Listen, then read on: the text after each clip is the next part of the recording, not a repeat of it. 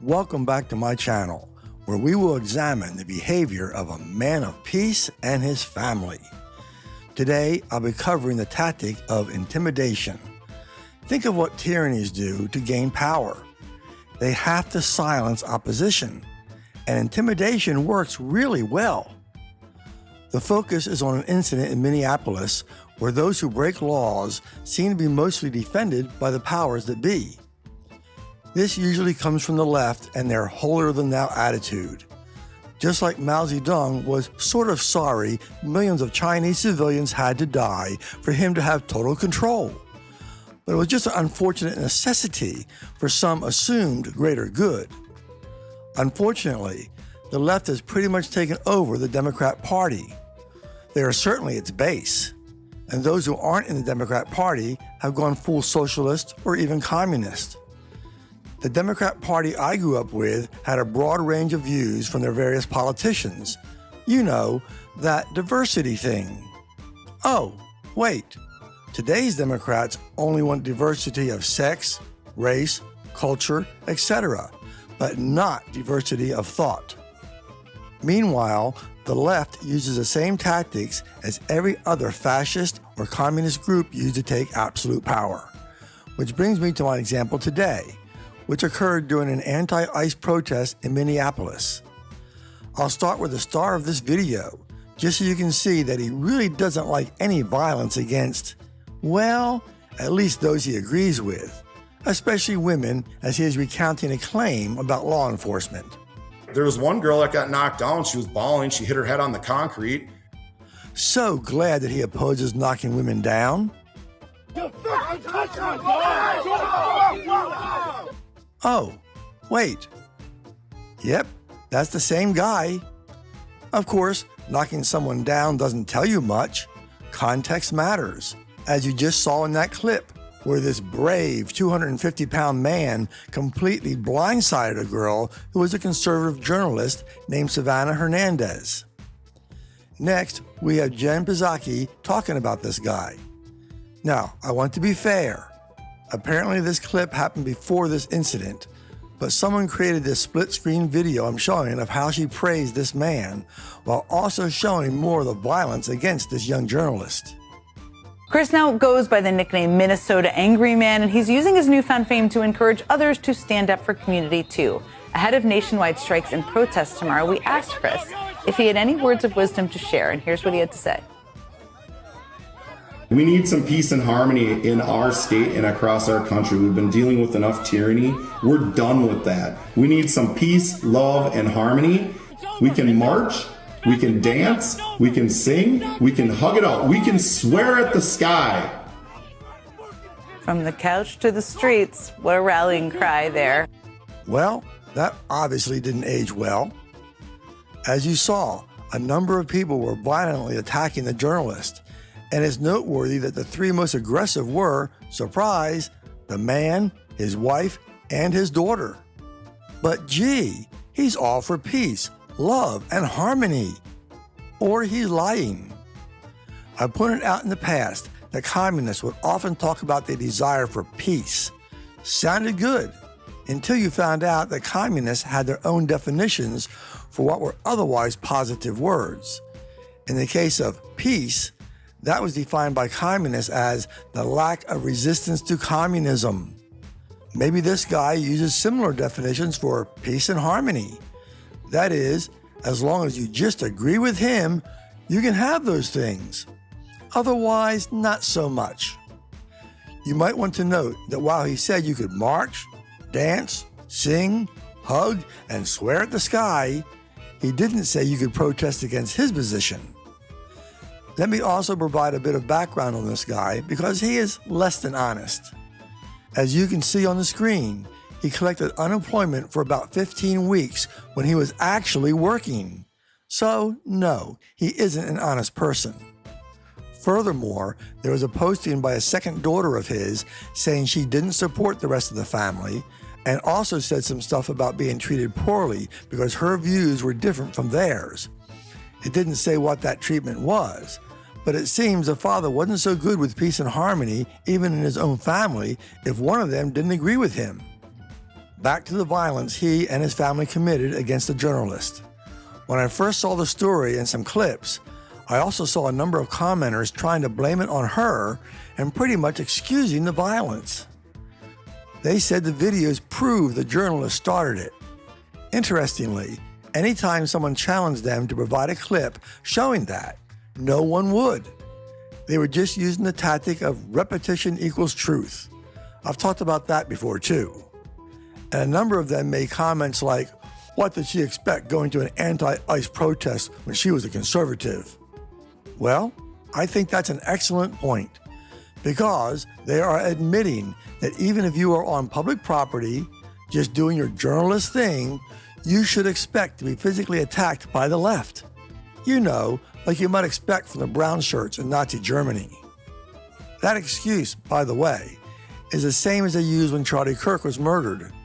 A guy who did nothing but respectfully engage people who disagree with him on college campuses paid for it with his life.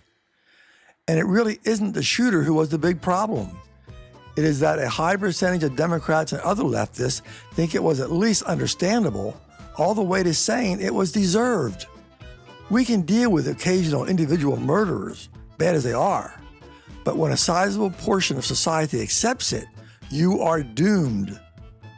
Those people simply don't believe in free speech or free press, so they just call speech they don't like hate speech as an excuse to censor it or terminate someone. People do very weird stuff with definitions, like they say an unborn baby isn't human or isn't even alive. To justify their claim, they say it isn't human or alive because it is a fetus. Except fetus in this context just refers to a young human, not yet born.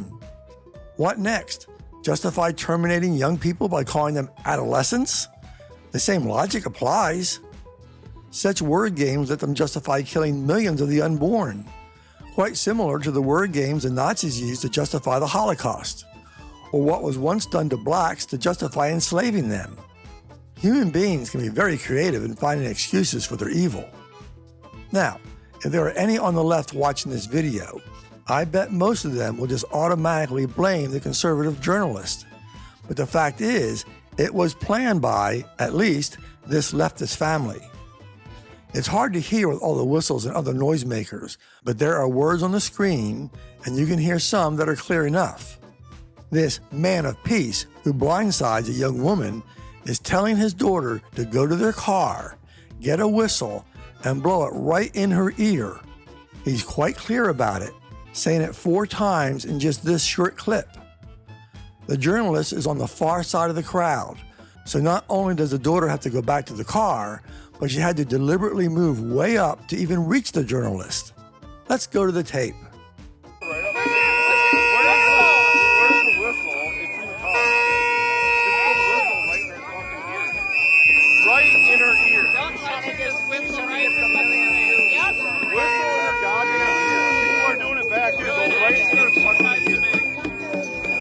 That's a premeditated attack on the journalist.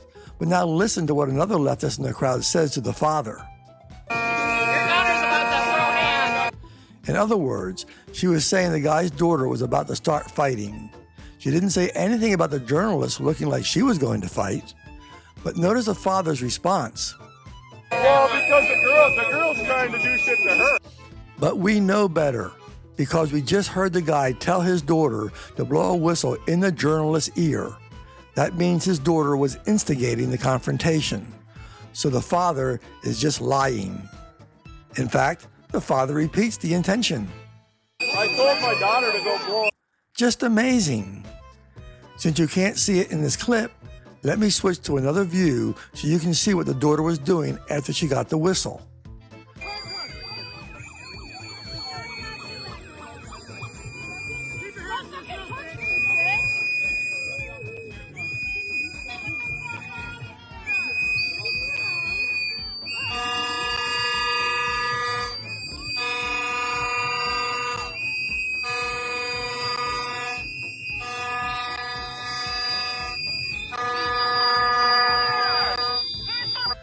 Very clearly, the daughter was getting in the journalist's personal space, and blowing a whistle right in someone's ear is definitely assault. Yet what did you see from the daughter when the journalist made a completely legal reaction to get a little space from that assault? She actually got offended that her whistle fell out, and then came right back, blowing the whistle in her ear again. Yet the father tried to blame the journalist for doing shit? He set the whole thing up. Also note that at the end of that clip, the journalist is starting to leave. Let's pick it up from the higher view as she is leaving. Note the mob continues to follow her. Intimidation matters to the left.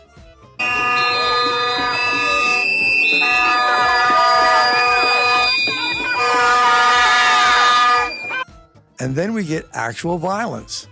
Note the person waving something in the journalist's face. The object is also a dildo. And who knows where that may have been? Here is that clip.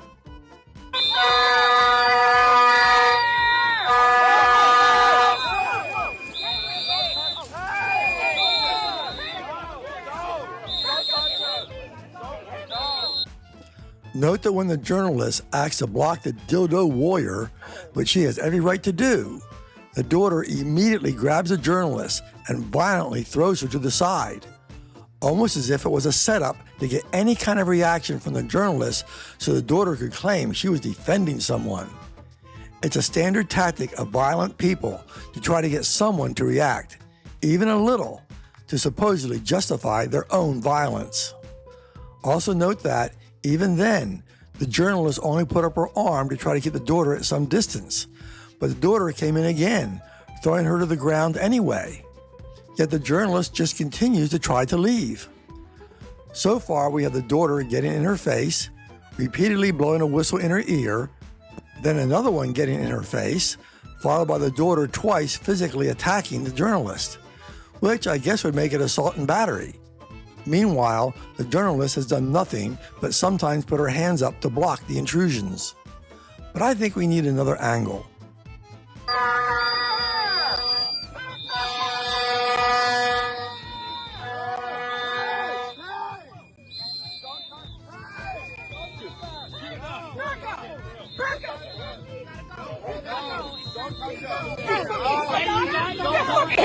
Yo, it's right. Yo, it's over.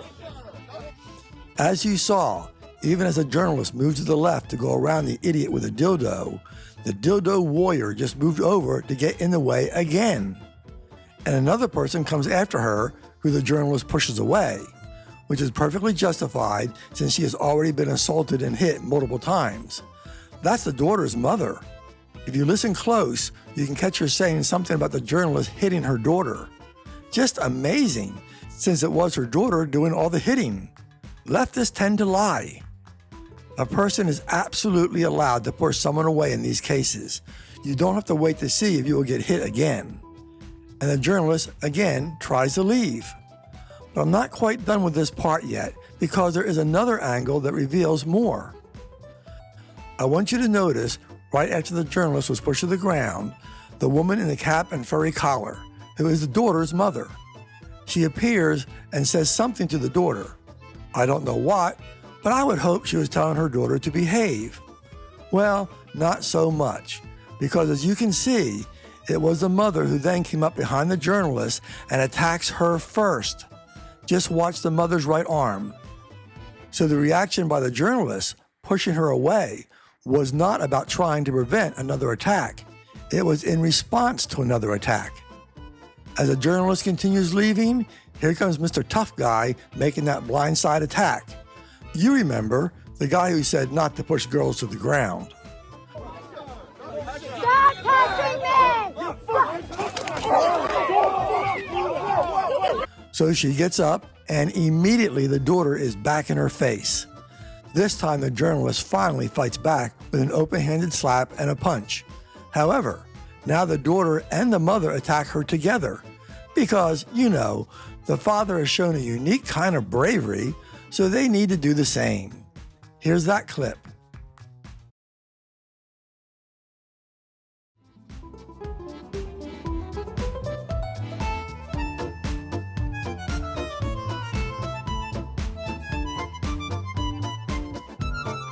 Unfortunately, the sound didn't work, but I have another clip of the same thing. Stop touching me!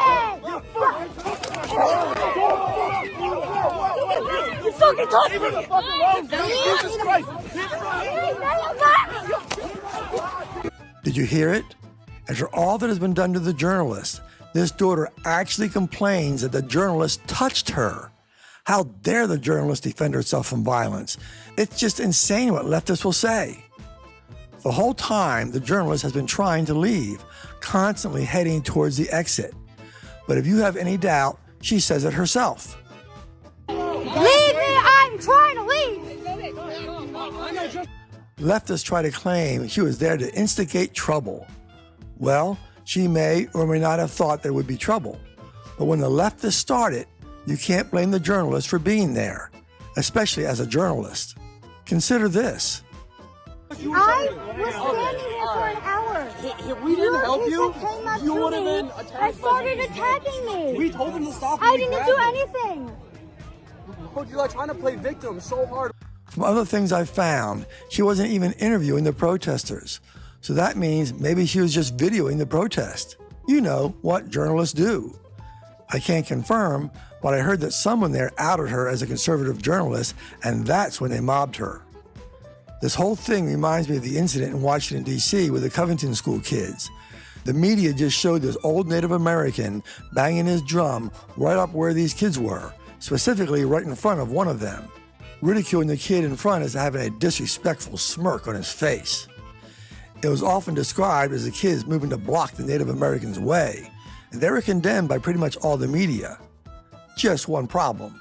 The full video showed the kids were just standing in a certain area, and the guy banging the drum came up to stand and play his drum in front of them. The whole video is easily attainable, yet somehow the mainstream media managed to miss it. Accidentally, on purpose. A couple other points. It's nice that the guy said he told them to stop, but, you know, it didn't stop for a long time, and only after a lot of attacks on the journalist. And then he accused her of playing the victim? She was the victim, by definition. I want you to compare his criticism of the journalist on this matter with a not-so-forceful way this guy reacted to the father who blindsided her. Dude, we love you. We love you. We love you. Oh, he seems rather respectful to a big man who just blindsided a girl. But there's more. After the actual violence, the journalist went to some law enforcement officials. Listen closely as someone tries to say the journalist was the one who initiated contact and pushing people.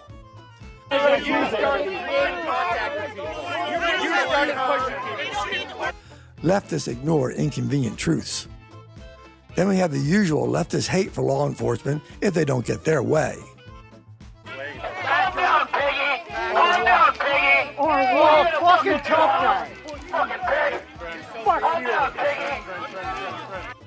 Then we have a guy, apparently not happy with law enforcement doing their job, saying, "This is America." You mean where a person, journalist or not, can be on public property, observing a protest, and get attacked? That America, the one spelled with a K? This is America. Here's some more asinine attacks. You are a fucking disgrace to the badge. You're supposed to be protecting these people, yet you're waving fucking tear gas at them. Who do you protect? Who do you serve? Who do you protect? Who do you serve? She can't do attack. These people pay your salary. Notice the comments about protecting people and who do you serve? But the only person who needed protection was the journalist. Leftists think everything exists for their benefit. It's why so many think nothing is wrong with shooting Charlie Kirk. This is not a one-off situation. A lot of conservative journalists have been attacked. For decades, when conservatives have even been allowed to speak on college campuses, they have to bring their own security. It's only gotten worse. This one is a really weird attack on law enforcement. You want to hurt little girls. You want to hurt little girls. Hurt little girls? But the only girl being attacked was the journalist. That journalist was willing to take on a serious risk to show, yet again, how the left is intolerant and violent. Before you say not all of them were, remember, the bigger problem is that those that do resort to violence are not condemned by the larger group and pushed out of whatever movement they belong to. Thus, most of the left does tolerate violence. People on the left say she was just there to get a video. Well, duh, that's what journalists do. The logic of the left would be if a journalist in Nazi Germany dared to record a public gathering of brown shirts and, as a result, the brown shirts physically attacked them. The problem is with the journalists rather than the brown shirts. Consider this comment online, which claims a journalist made the choice to put herself into the middle of an oppositional crowd so she could make antagonistic content, and that she found out that comes with consequences.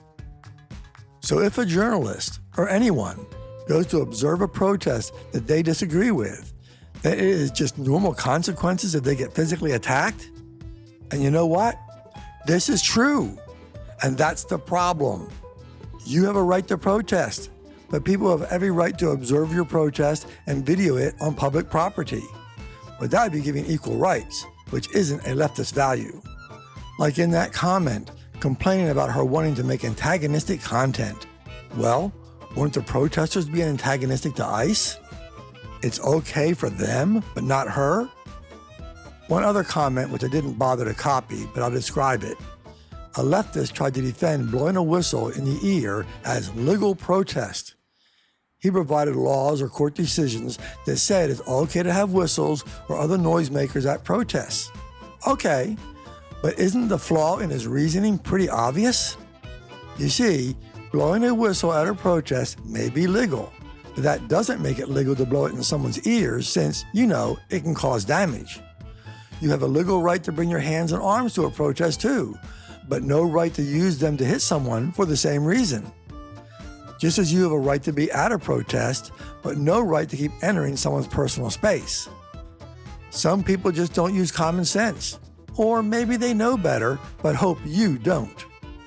One more thing. Will justice be served in, of all places, Minneapolis? They did arrest the father, mother, and daughter, I believe, but a prosecutor could just refuse to prosecute, or a judge could throw it out.